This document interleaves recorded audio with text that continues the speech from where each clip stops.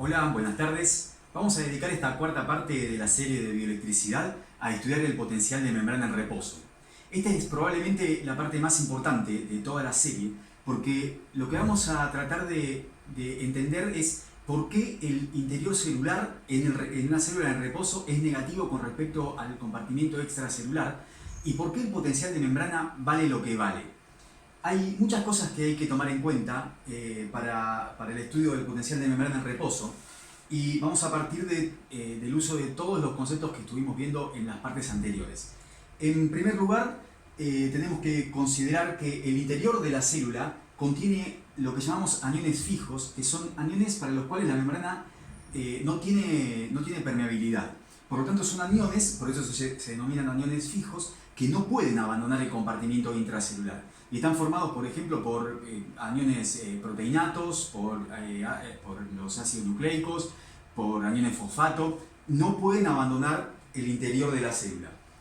Lo otro que tenemos que tener en cuenta es cómo están distribuidos el resto de los cationes y aniones que sí pueden difundir a través de la membrana. En principio, el potasio está bastante más concentrado en el compartimiento intracelular con respecto al compartimiento extracelular. Vale aclarar que estamos describiendo una célula en general, por supuesto que hay excepciones para esta forma que vamos a describir. La concentración de potasio en el compartimiento intracelular es alrededor de 30 veces más grande que en el compartimiento extracelular. Además, el sodio está más concentrado en el compartimiento extracelular que en el intracelular y la relación de concentraciones es alrededor de 10. Está 10 veces más concentrado en el compartimiento extracelular que en el intracelular. Y por último, vamos a mencionar el cloruro. El cloruro también está más concentrado en el compartimiento extracelular que en el compartimiento intracelular y está alrededor de 20 veces más concentrado aquí afuera que aquí adentro. En principio, la existencia de este anión no difusible en el compartimiento intracelular llevaría a la célula al equilibrio Donan. Si existiera este equilibrio Donan, que fue lo que vimos en la parte anterior, los aniones difusibles, en este caso el cloruro, por ejemplo, quedaría concentrado de esta manera, quedaría distribuido asimétricamente de esta manera, con una concentración mayor en el compartimiento extracelular que en el intracelular. Y los cationes quedarían, en el caso del potasio, más concentrado en el compartimiento intracelular que en el extracelular, pero el sodio también quedaría más concentrado en el intracelular que en el extracelular. Esto si los iones se distribuyeran en forma completamente pasiva, es decir, de acuerdo con el equilibrio Donan. Ya sabemos que en la célula el equilibrio Donan no se produce y esta diferencia en la distribución de los cationes se debe a la existencia de la bomba de sodio-potasio. Hay un montón de bombas, pero fundamentalmente se debe a la existencia de la bomba de sodio-potasio que introduce cationes potasio al interior celular y extruye cationes sodio hacia el compartimiento extracelular. Esto es lo primero que hay que tomar en cuenta, que los iones están distribuidos asimétricamente, en parte debido a lo que sucedería si se produjera el equilibrio Donan, pero además, fundamentalmente por la acción de esta bomba de sodio-potasio que mantiene una alta concentración de potasio en el compartimiento intracelular y una alta concentración de sodio en el compartimiento extracelular. Lo segundo que hay que tomar en cuenta es que, de acuerdo con esta diferencia de concentraciones, hay un gradiente químico para cada uno de los iones. De modo que el potasio, al estar más concentrado en el compartimiento intracelular que en el extracelular, experimenta un gradiente químico hacia afuera. El cloruro, al estar más concentrado en el compartimiento extracelular que en el intracelular, experimenta un gradiente químico hacia adentro. Y lo mismo ocurre con el sodio, que experimenta un gradiente químico hacia adentro por estar más concentrado en el compartimiento extracelular que en el intracelular. Ahora bien, estos gradientes químicos a los cuales está sometido cada uno de los iones, de acuerdo a esta distribución asimétrica, no pueden disiparse por igual para todos los iones, debido a que la membrana es permeable de forma diferencial para los iones distintos. Por ejemplo, la membrana es muy permeable al potasio, es bastante permeable al cloruro, pero es prácticamente impermeable a sodio en el reposo. De modo que es muy fácil que el potasio difunda, muy fácil que el cloruro difunda y muy difícil que el sodio difunda. Podríamos agregar otros iones como bicarbonato o calcio, pero los iones que predominantemente difunden a través de la membrana en el reposo son el potasio y el cloruro. De modo que Al existir esta diferente permeabilidad, los iones que van a cargar el capacitor, preferentemente, son aquellos que pueden difundir. Lo digo de otra manera, aquellos iones que pueden difundir por la membrana en forma más o menos libre, son aquellos que con más facilidad van a cargar el capacitor de membrana. Por lo tanto, el potasio, al tener una fuerte tendencia a salir de acuerdo con su gradiente de concentraciones, fácilmente carga la parte exterior del capacitor, y el cloruro, al tener libertad para ingresar, fácilmente carga la parte interior de la membrana. Visto de otra, y el sodio por supuesto que no, porque no puede difundir, y por supuesto que tampoco estos aniones fijos. Es decir que los aniones fijos del interior celular se comportan como fijos por no poder atravesar la membrana, pero el catión sodio prácticamente se comporta como si fuera un catión fijo en el compartimiento extracelular. Visto esto de otro modo, el compartimiento intracelular va a ser negativo con respecto al compartimiento extracelular, en gran parte debido a que es muy fácil que salgan las cargas positivas del potasio, muy fácil que entren las cargas negativas del cloruro, y muy difícil que entren las cargas positivas del sodio y del calcio, por ejemplo. De modo que entonces, de acuerdo con esta permeabilidad diferencial que tiene la membrana para los diferentes iones, el compartimiento intracelular es negativo con respecto al extracelular. Y el valor que elijo arbitrariamente para una célula tipo es de menos 70 mV negativo en el compartimiento intracelular. Este valor del potencial de membrana en reposo depende de otros factores que vamos a ver en un par de minutos a lo largo de este video.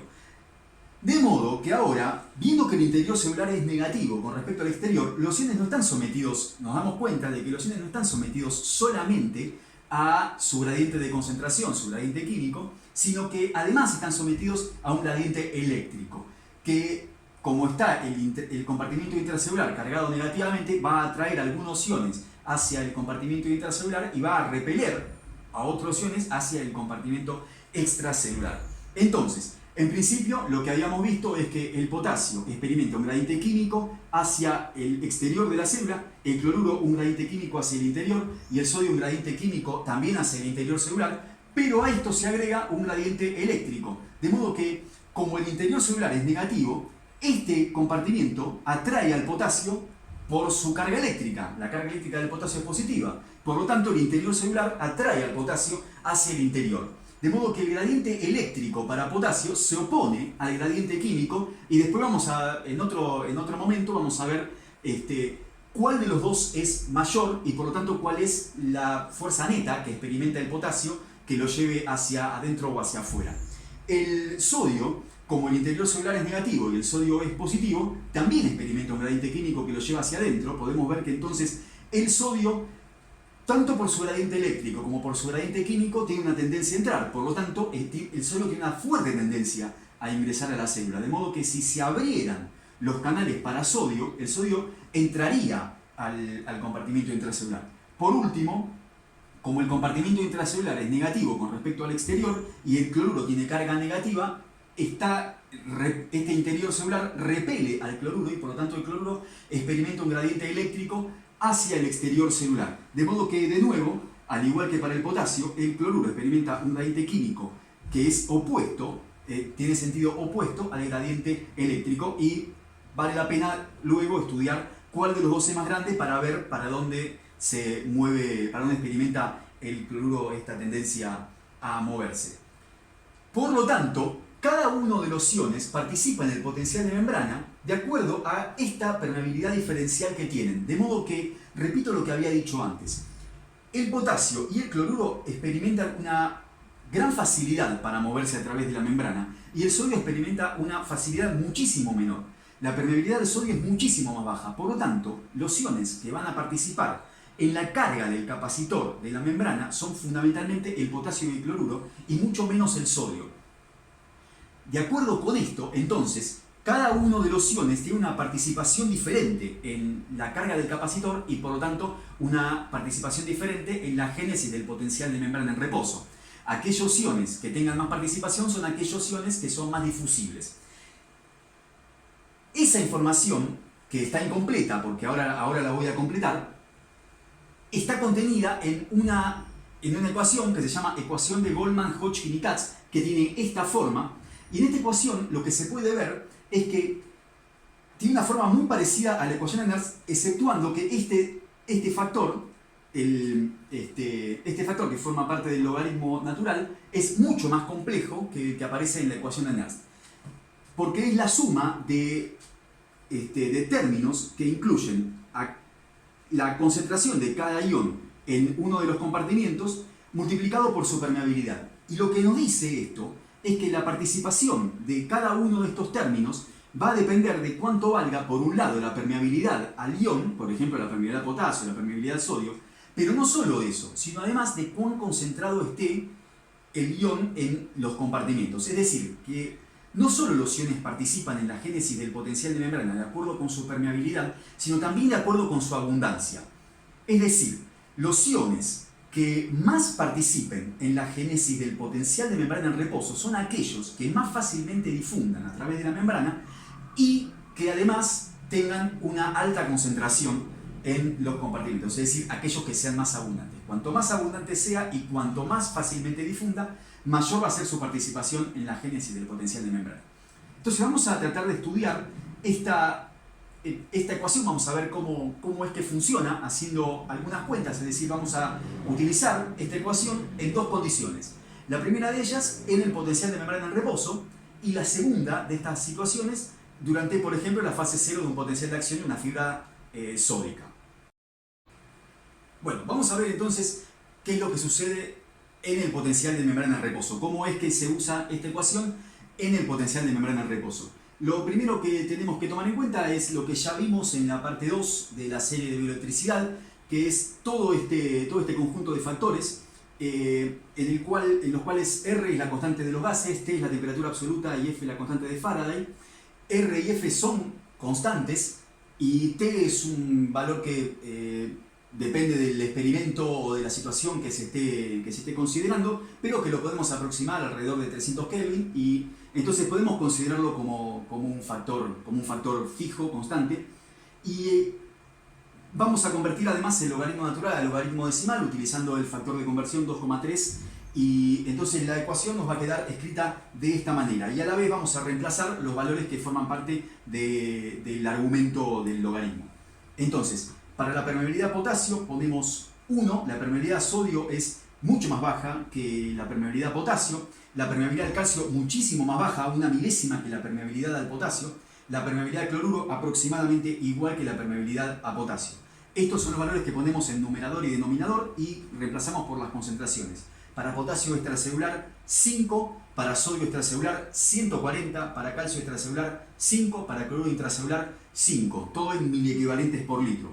Potasio intracelular 140, sodio intracelular 12, calcio intracelular muy baja la concentración 0,0001 y la concentración de cloruro extracelular 110. Lo que hacemos entonces es resolver cada uno de los términos que forman parte de ese cociente. Nos queda esto, pueden ir haciendo la cuenta, van a ver que es lo que da. Resolvemos numerador y denominador y calculamos entonces cuánto vale el argumento del logaritmo, resolvemos ese logaritmo y nos queda esto, 60 mV por menos 1,246, que es el logaritmo de este número. Multiplicando esto, entonces nos queda que, de acuerdo, si consideráramos una célula con estos valores de concentraciones intracelular y extracelulares para los iones, entonces su potencial de membrana en reposo rondaría los menos 75 mV. Si consideráramos otra situación en la cual no como esta, donde el potasio y el cloruro eran muy permeables, muchísimo más permeables que sodio y calcio, sino otra situación, por ejemplo, durante la fase 0 de un potencial de acción de una fibra sódica, ahora nos encontraríamos con que la permeabilidad más alta para los iones es la del sodio. Entonces, por ejemplo, vamos a considerar que la permeabilidad del sodio aumentó 100 veces. Puede aumentar más que 100 veces, pero supongamos que aumentara 100 veces. Entonces, utilizamos los mismos valores de concentraciones y de permeabilidades, pero lo único que cambiamos es que la permeabilidad del sodio, en lugar de ser 0,03, es 100 veces mayor. Es decir, todo el resto de los iones mantienen su permeabilidad, pero los canales de sodio se abren, es decir, su permeabilidad aumenta. De modo que ahora volvemos a resolver numerador y denominador y ya nos quedan números completamente diferentes a los que teníamos antes para sodio, ¿sí? De modo que ahora, como puede verse, el sodio tiene una participación muchísimo más grande particularmente en el numerador, para determinar el valor que tiene el numerador.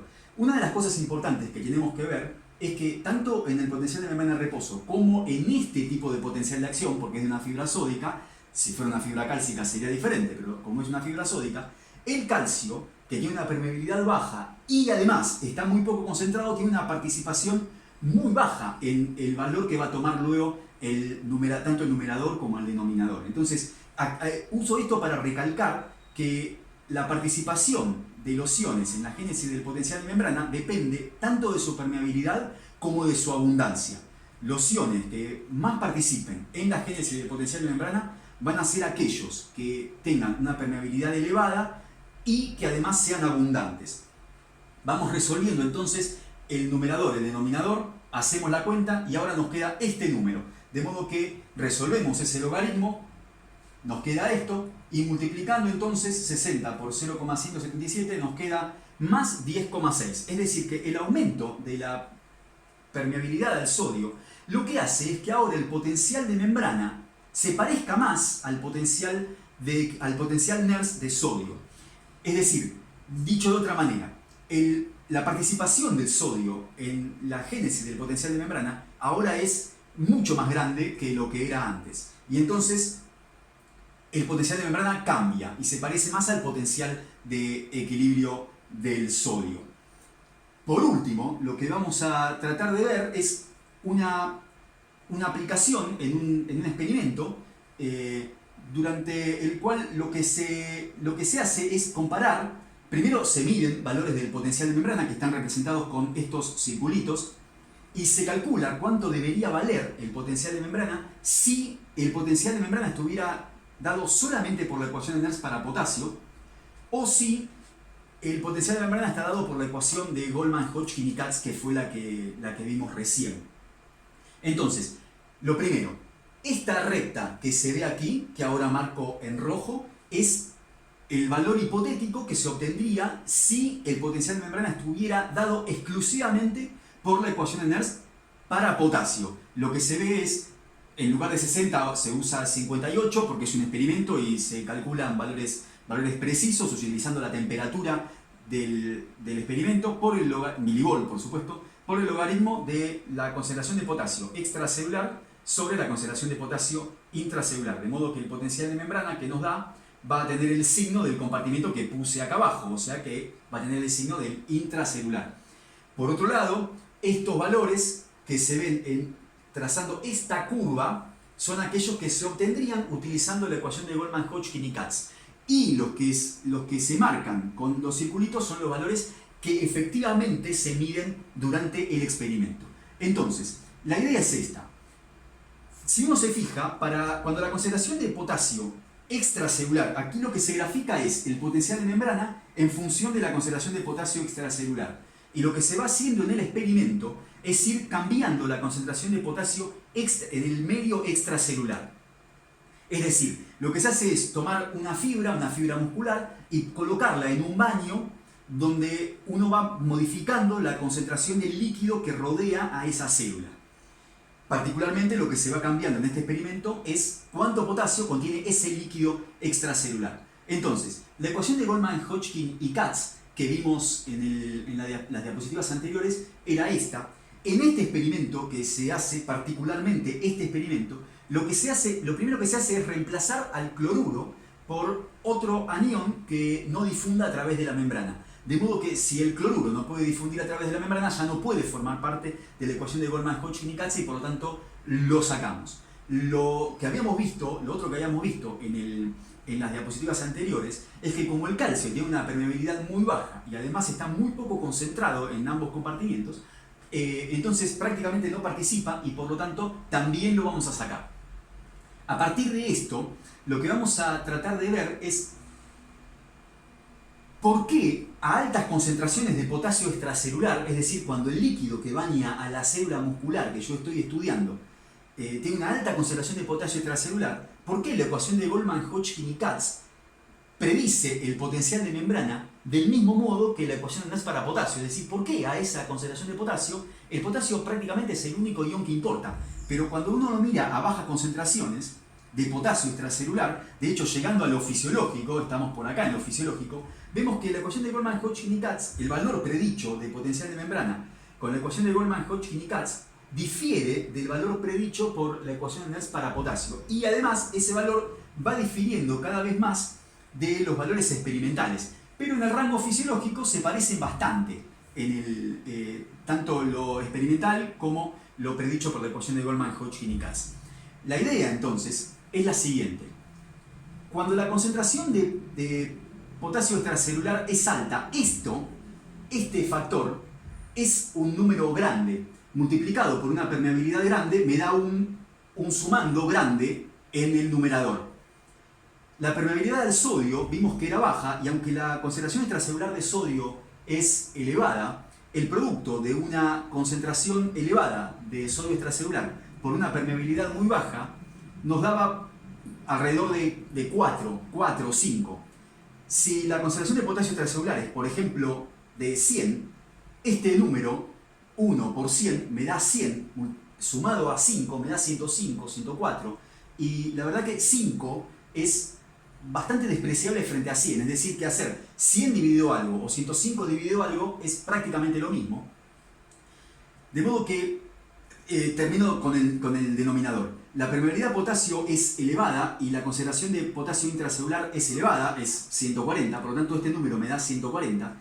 La permeabilidad del sodio es baja y la concentración de sodio intracelular es bastante baja, de modo que este número me da muy pequeño, y en comparación con este número es muy pequeño, es decir, que hacer 140 o 140,5 es prácticamente lo mismo. De modo que si la concentración de potasio extracelular es muy elevada, este número es mucho más grande que este número es mucho más grande que y por lo tanto la ecuación, en la ecuación estos dos términos, denominador y denominador, pueden despreciarse y me queda prácticamente la ecuación de Nernst para potasio.